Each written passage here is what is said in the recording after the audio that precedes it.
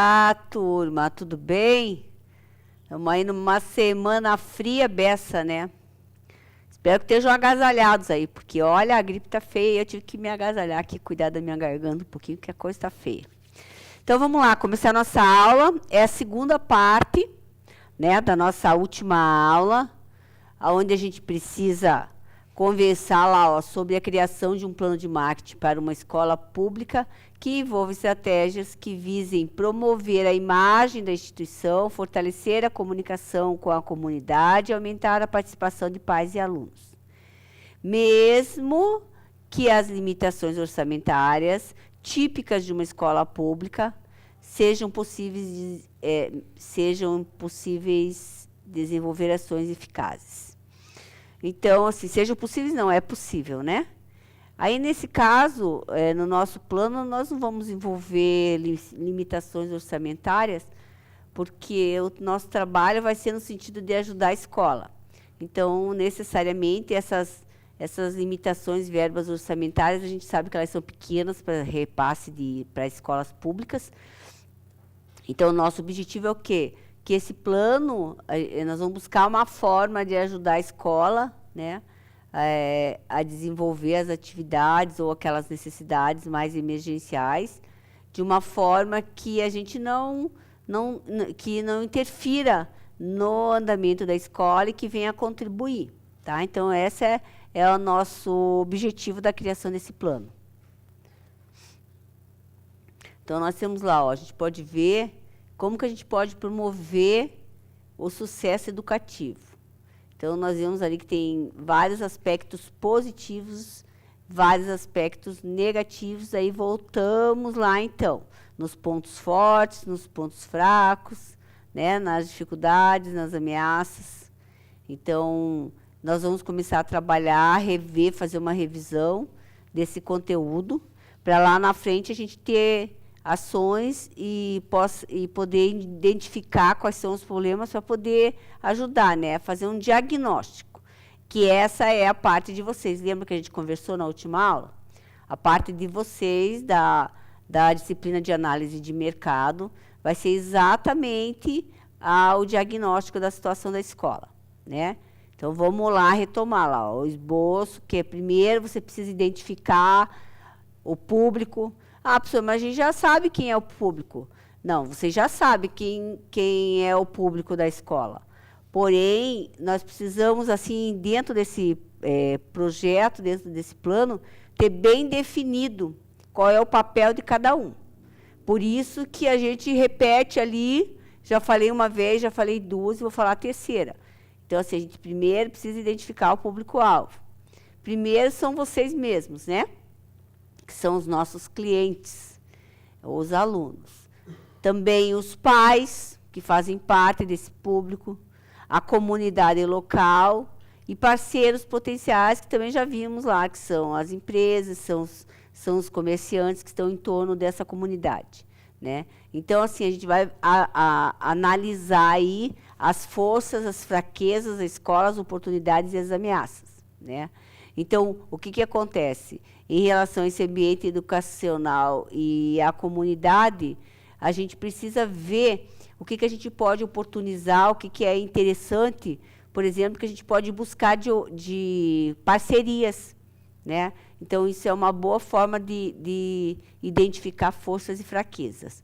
Então, lá, as forças é boa reputação, equipe qualificada, projetos diferenciados, é tudo aquilo que a escola oferta hoje já, né?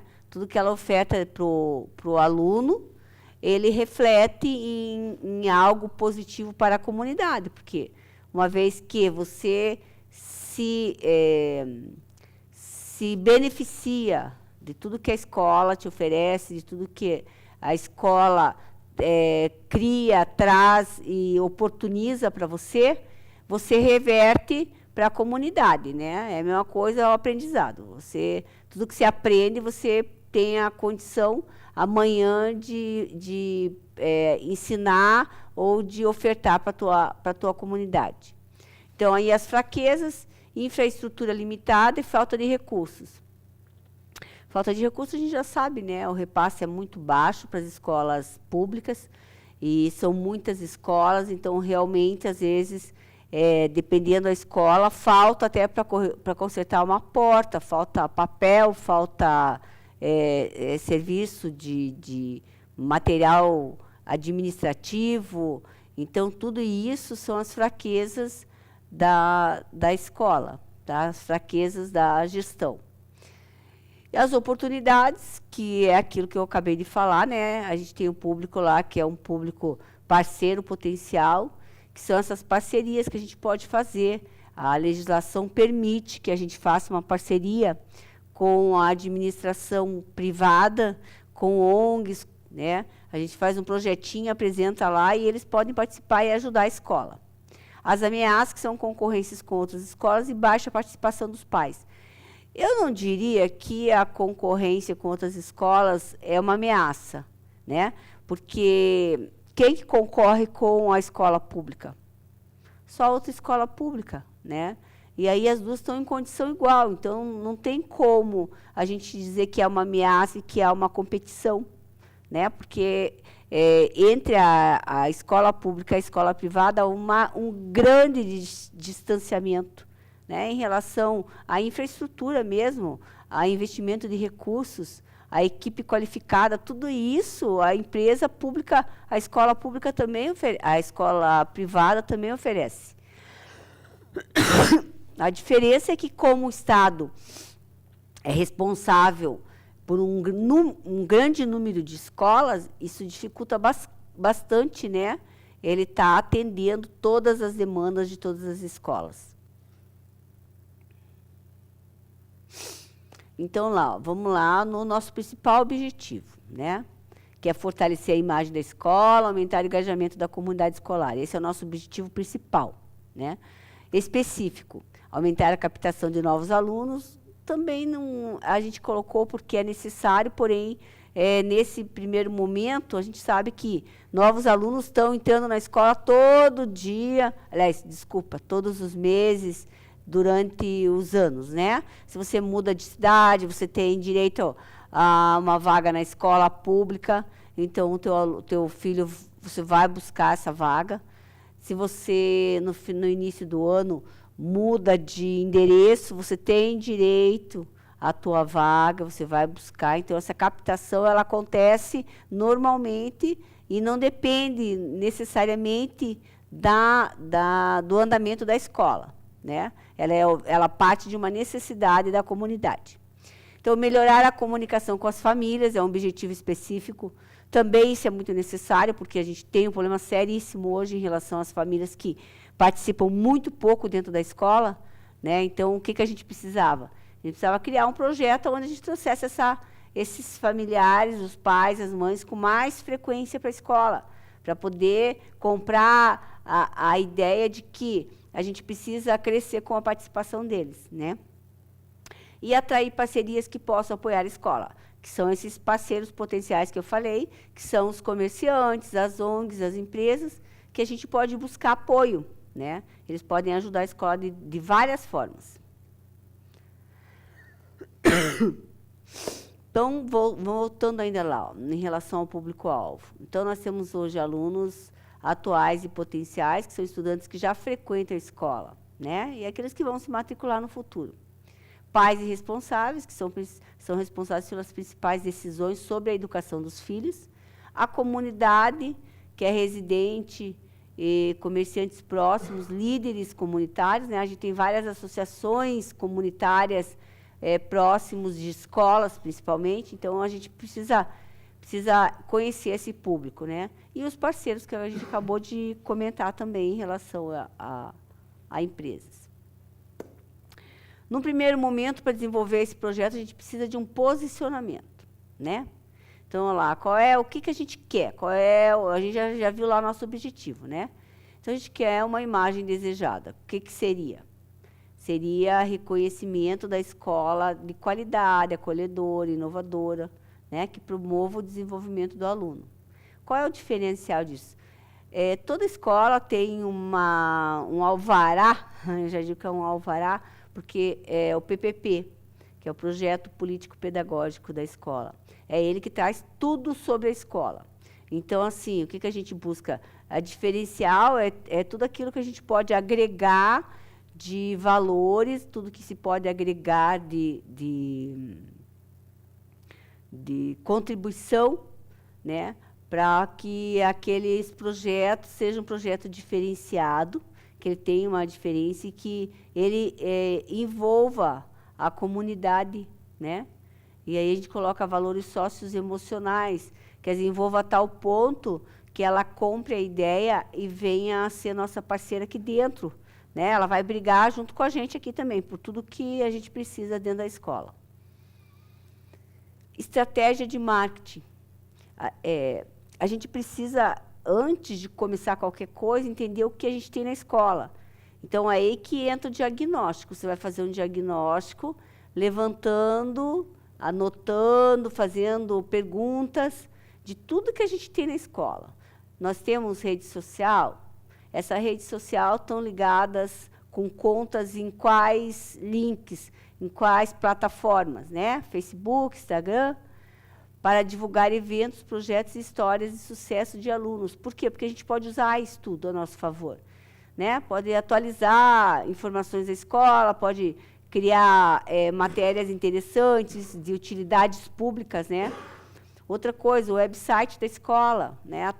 Esse site está sempre atualizado, com informações da escola, com informações dos alunos, com informações sobre eventos, né?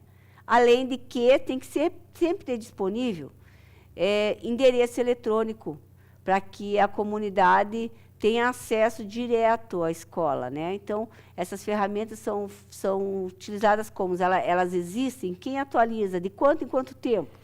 Tudo isso é interessante. Por quê? Porque a gente sabe que essa estratégia de marketing, hoje, ela praticamente 60% a 70%, ela é feita através das mídias digitais.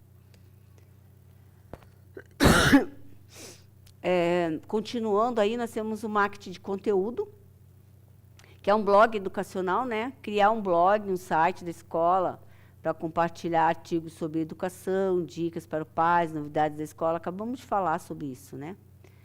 Histórias de sucesso, entrevistar alunos antigos, ver desses alunos quem foi para frente, se a comunidade conhece. Normalmente, em torno das escolas, sempre a comunidade que está em torno das escolas estudaram naquela escola. Então, assim, a gente vai vendo as histórias de sucesso, histórias interessantes, e a gente pode trazer para esse blog da escola, né?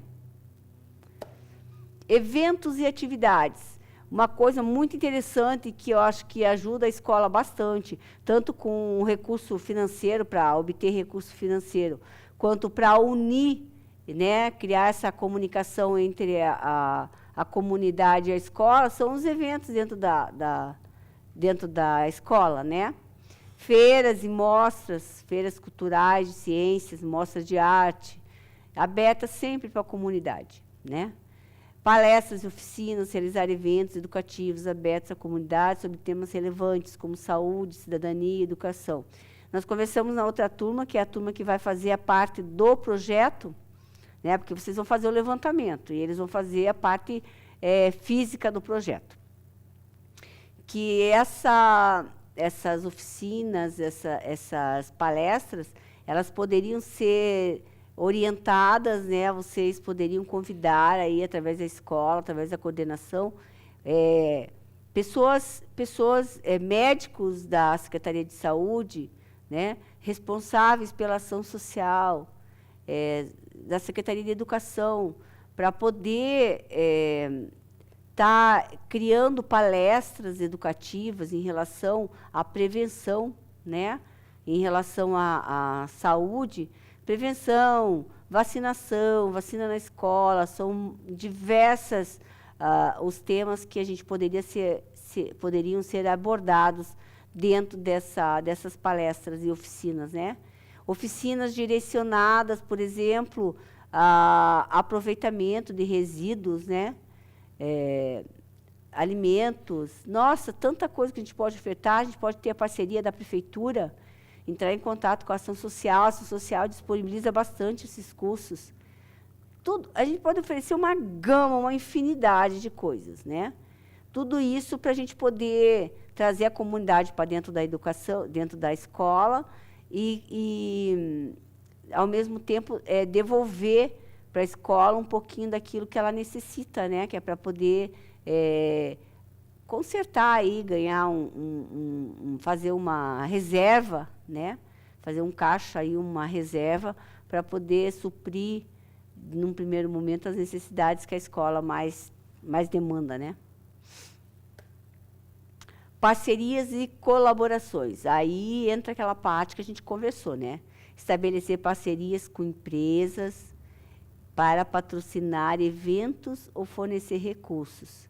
Bom, veja bem, hoje, é o que eu falei, a legislação ela permite, né, que você vá buscar parceiros. Você precisa fazer lá, a escola faz uma carta e você leva para esse empresário, né, para essa empresa, para essa ONG. E aí você pede, quando a gente faz festa junina, a gente não pede prenda para a comunidade, para os empresários, para os comerciantes, para que a gente possa utilizar durante a festa junina? Então, é a mesma coisa. Essa parceria vai ser, a gente precisa arrumar uma porta lá, do banheiro das meninas. Bom, nós temos dentro da nossa comunidade pais que podem se prontificar a ajudar. Mas nós temos também comerciantes, de repente precisa alguma coisa, nós temos comerciantes, a gente pode, sim, procurá-los e pedir uma parceria, fazer uma parceria com eles para que eles possam estar ajudando a gente, né? De repente até conseguir uma porta, conseguir algo que seja necessário naquele momento ali para ajudar, né? E organizações não governamentais. Hoje nós temos uma gama de ONGs, né, que são organizações não governamentais, que elas se tornam parceiros dessas escolas, elas investem muito naquilo que apoiam aquilo que é relacionado à educação. Então, a gente podia aproveitar isso também, e é um bom começo, né? Um bom começo para a gente poder seguir à frente. Estratégia de marketing ainda, né? A comunicação interna agora. Você veja como é grande as formas que a gente pode se comunicar dentro da escola, né? E assim, se você for organizado, se esse projeto for organizado, ele vai trazer resultados positivíssimos para a escola e vai beneficiar também vocês no dia a dia, né? Então vamos lá, comunicação interna. Nós temos informativos, né, que a gente pode desenvolver, digitais ou impressos, né, para poder se comunicar com os pais, né. Nós mandamos bilhetes quando os alunos pisam, não estão vindo, ou não estão respondendo, ou estão faltando, nós utilizamos bilhetes para os pais, para que a gente possa interagir e que os pais fiquem cientes do que está acontecendo. Então, a gente pode usar esses boletins exatamente para falar com a comunidade sobre atividades da escola, né? E aí nós temos reuniões de pais também, realizar encontros regulares para discutir o progresso dos alunos e envolver os pais nas decisões da escola. Esse é o objetivo da escola desde que nasceu, né? Que os pais comprem a ideia, que os pais participem, que eles sejam nossos parceiros, que eles estejam na escola sempre, né? Nós temos uma certa dificuldade com isso, porém, eu acredito que um trabalho bem feito, né? Como reunião, se o filho for na reunião, ele leva o pai. Agora, se o filho não vai, o pai também não vai. Então, assim, a gente precisa rever esses conceitos e ter mais tempo com esses pais para poder trabalhar esse lado, né? Então, vamos lá. Chegamos na fase de execução. Antes de mais nada, você precisa sempre, toda a vida, de um cronograma, né? Estabelecer um calendário de atividades e ações de marketing ao longo do ano letivo. Então, assim, esse cronograma, ele precisa ser organizado normalmente, o certo seria no início do ano, mas agora nós estamos praticamente no final, né? Estamos aí entrando no último trimestre. Então, o que a gente pode fazer dentro desse cronograma? Você diminui, você coloca menos meses, e aí você tem que procurar saber quais são os eventos da escola para você colocar no cronograma, como que a escola está funcionando, para poder distribuir as tarefas também na hora da responsabilidade ali, ó. Nós vamos juntar pegar os grupos, defini-los, e cada um vai ter um objetivo dentro dessa análise. Um vai analisar as turmas, outro vai analisar as frequências. Sim, são vários itens, né, que a gente precisa levantar. Eu ainda não passei para a turma de planejamento, porque eu não tive a última aula com eles, e quem vai elaborar o planejamento são eles. Então, agora sim, com essa aula tendo sido ministrada para vocês, nós vamos passar para a fase seguinte, que é onde eu vou disponibilizar lá no Class 1 para vocês e para eles um cronograma, não, mas é uma ficha de orientação, tá? Com os pontos principais que vocês vão ter que analisar, a disciplina de análise vai ter que analisar, fazer um diagnóstico, né?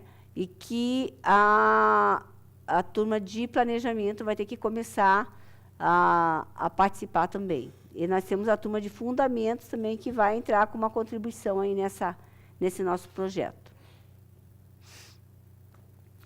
Monitoramento e avaliação. Porque esses indicadores de sucesso, ajustes necessários, estão dentro do monitoramento e avaliação. Por quê? Porque tudo aquilo que você está planejando fazer, que você está colocando no cronograma, que você tem informações, você precisa primeiro ver se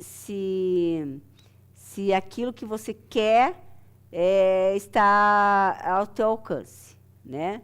Qual é o principal problema que nós vamos levantar com tudo isso daí? Qual é o objetivo que nós queremos, né? Nós temos que primeiro saber o que a gente quer. A gente quer ajudar a escola em que sentido? A fazer a caixa reserva, a trazer os pais para a escola? O que a gente quer? No primeiro momento, a gente vai ter que saber isso, né?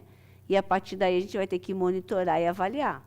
E aí, se alguma coisa, no meio do caminho, a gente entender que está assim meio truncado, não está dando certo, a gente faz os ajustes necessários, né? Plano, ele está sempre, ele é passível sempre de correção, né? Então, assim, não está dando certo, a gente colocou um mês a mais, a gente colocou um mês a menos, dentro do mês a gente vai ter que fazer menos atividades, tudo isso aí é mensurável, tudo isso daí a gente pode mexer, tá? A gente pode revisar. Aí vamos lá em relação aos orçamentos. Aqui, na verdade, essa parte do orçamento, ela já é mais levada em conta na hora de você, por exemplo, nós precisamos trocar a porta, né?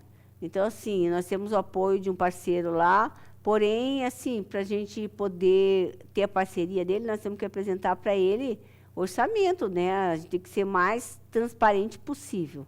O que nós queremos, de que forma acontece, quanto custa, e a gente vai buscar essa parceria já com um valor concreto nas mãos. Ó, nós temos 3 orçamentos. Qual você pode ajudar a gente? De repente, até ele se dá lá melhor com outro empresário lá, que é do orçamento um pouquinho mais caro, e ele opta por aquele. Ah, esse que já é do meu amigo, eu converso com ele. Beleza. Então, assim, a gente tem que ter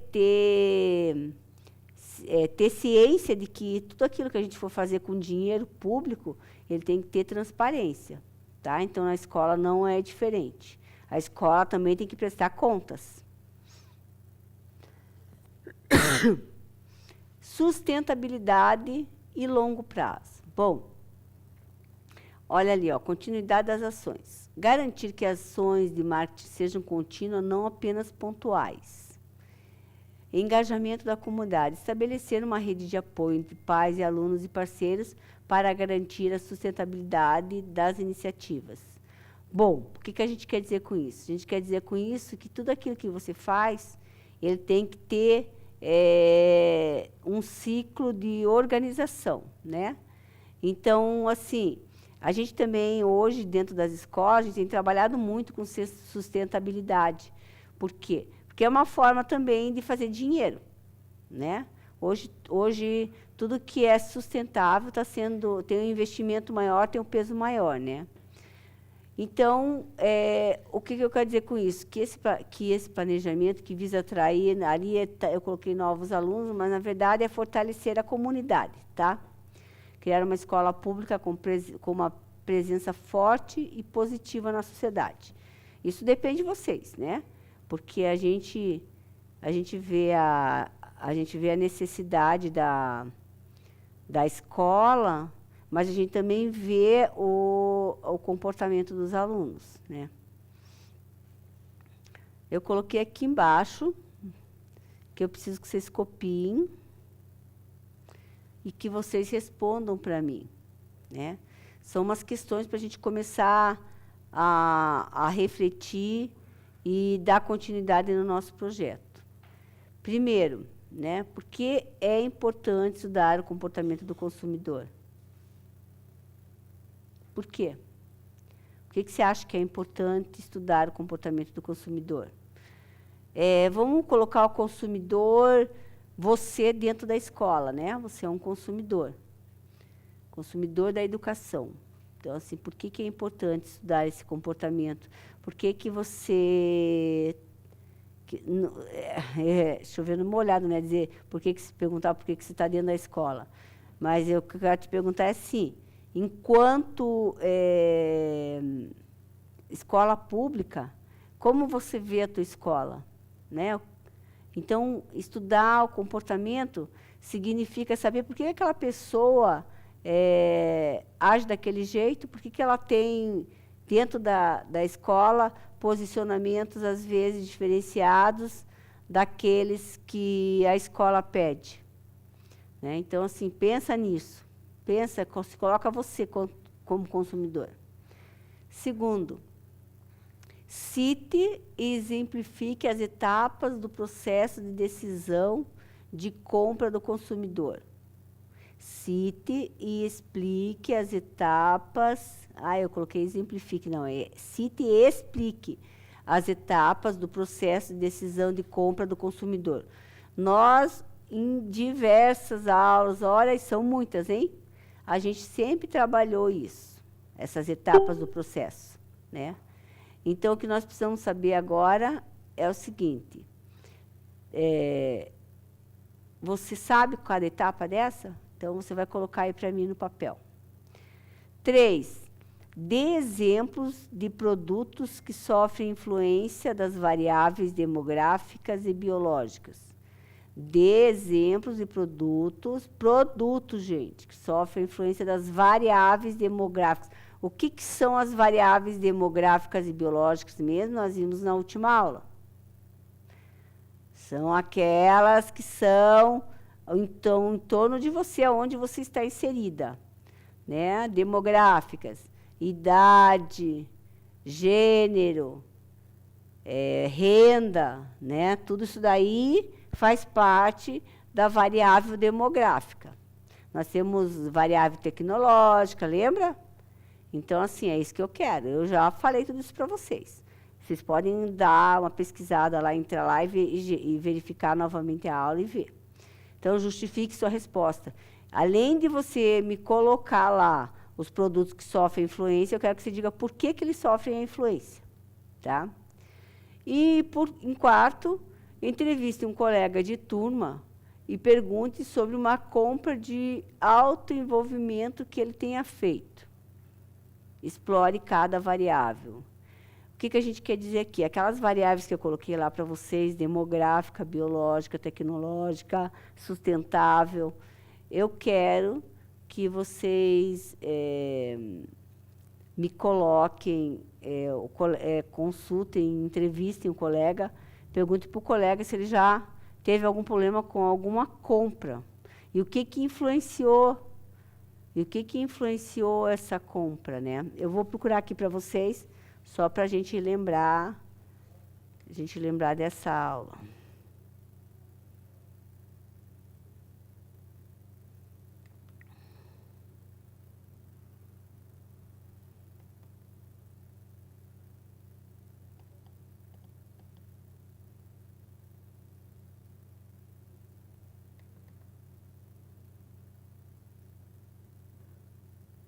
Acho que é essa.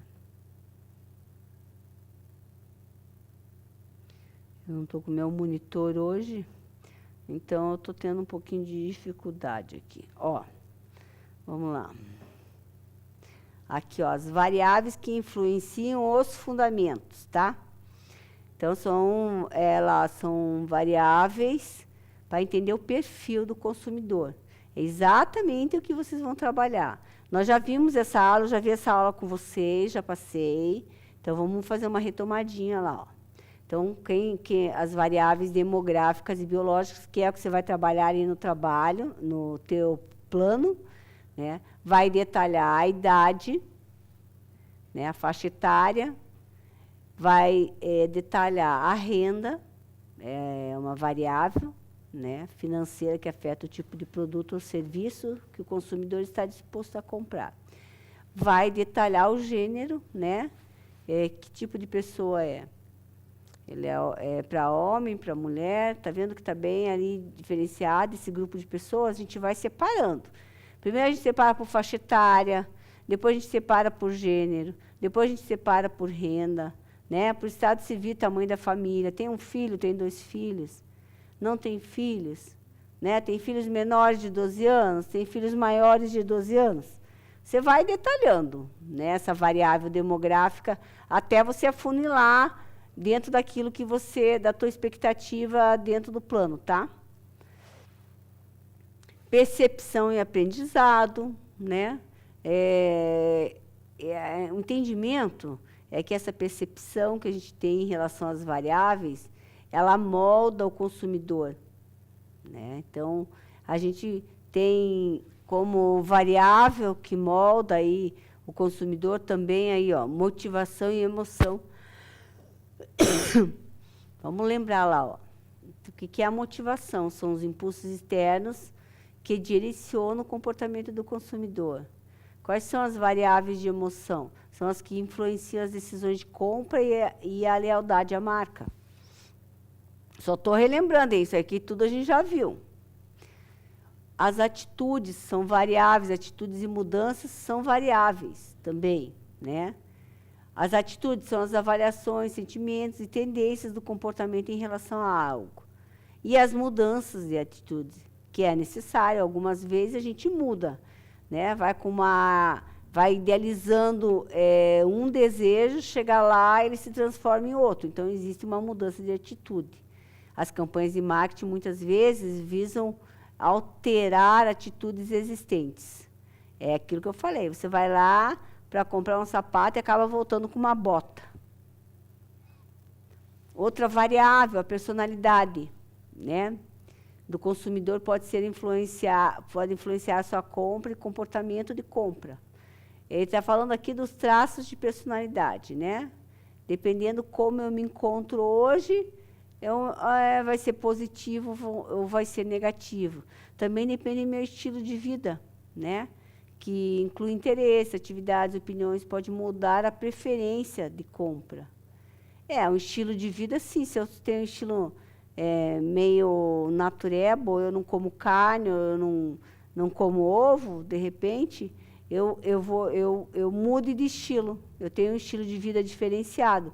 Logo, eu vou procurar todos os segmentos, né? Algo que se associe ou que esteja intimamente ligado ao meu estilo de vida.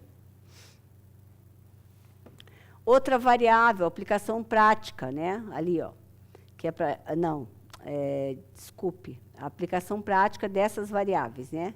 Então, para implementar as variáveis em estratégia, a gente sugere lá, ó, aquilo que nós estamos fazendo lá na outra aula, ó, segmentar o mercado, né, ver quem são esses nossos clientes, biológico, fazer a variável, avaliar ou analisar ou diagnosticar a variável demográfica e biológica, né, para a gente saber quem é quem, né, especificar e criar campanhas mais direcionadas.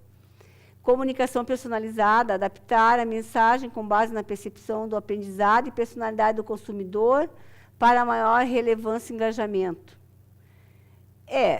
Personalizada é que quando a gente faz a primeira etapa da segmentação do mercado, aí a gente já tem um público segmentado. Olha ali do lado a imagem. Está vendo? Ele está todo misturado, depois a gente foi separando por faixa etária, por renda, por gênero, né?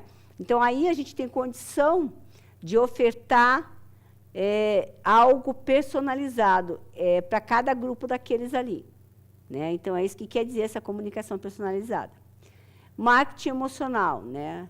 Use emoções para conectar-se com o público e criar experiências e marcas memoráveis.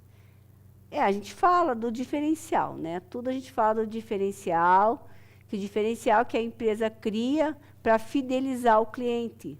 É aquele mimo, é aquela lembrancinha, é aquele agrado, né? Então, a gente cria experiências positivas da marca, né? Eu ganho um mimo que eu estou lá, levo para casa, cada vez que eu olhar, eu vou lembrar que eu ganhei daquela loja, ou que eu ganhei daquela pessoa, entendeu? E monitoramento de atitudes também, que para você implementar, é necessário que você esteja acompanhando, vendo o que está dando certo, vendo o que está dando errado, tá? Para que você possa sempre estar ofertando algo com qualidade, né? Então, lá, ó, compreender as estratégias, interagir ajuda a criar estratégias mais eficazes. Não, compreender as variáveis, né? Ajuda a criar estratégias mais eficazes. E construir um relacionamento mais sólido com o consumidor. Esse é o objetivo. Então, vocês viram lá aí as questões, novamente.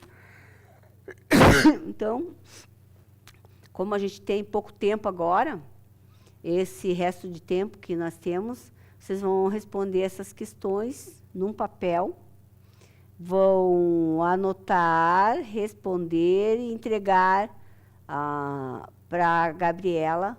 E a Gabriela vai fotografar, como ela fez com a outra turma, vai fotografar e vai me enviar.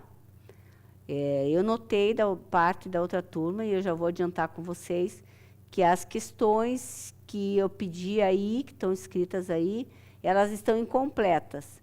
Então, assim, preste bem atenção, você que vai começar a preencher agora, por quê? Porque essas questões precisam vir completas. Eu só posso te dar o ponto cheio se você me responder todas, né, corretamente. Depois eu vou separar aqueles que responderam corretamente, para que a gente possa debater em sala o que acontece. Mas eu notei que vocês estão tendo dúvidas, principalmente em relação a explorar essas variáveis ali onde eu pedi no 4 que vocês entrevistassem um colega. Eu vi que vocês tiveram dúvidas ali em relação à exploração para cada variável daquela ali que a gente acabou de verificar novamente, né? Do desejo, da motivação, enfim, todas as etapas. Tá bom? Então, eu vou dar um tempinho para vocês aí, para preencher, para poder me responder. E enquanto a gente tem ainda o finalzinho da aula, tá bom? E daqui a pouquinho eu volto para a gente finalizar a aula.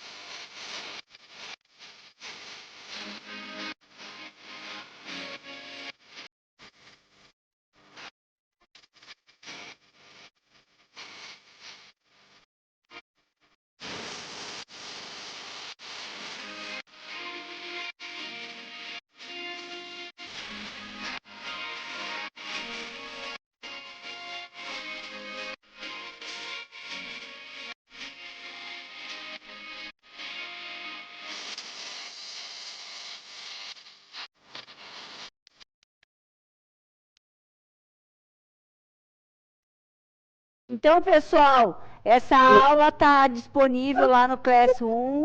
As atividades individuais da recuperação. Até amanhã eu posto para vocês. E aí eu vou fazer um levantamento direitinho, ver o que falta, ver o que dá para a gente fazer Com esse trabalho, a gente conclui, acho que a nota. Vou dar uma olhada lá de quem já tem nota. Com esse trabalho aí que vocês estão fazendo, vocês concluem a nota do bimestre, tá? Mas não esqueça, tem que estar bem respondido, tá? Deem atenção aí para poder ganhar o ponto. Beleza? Então tá.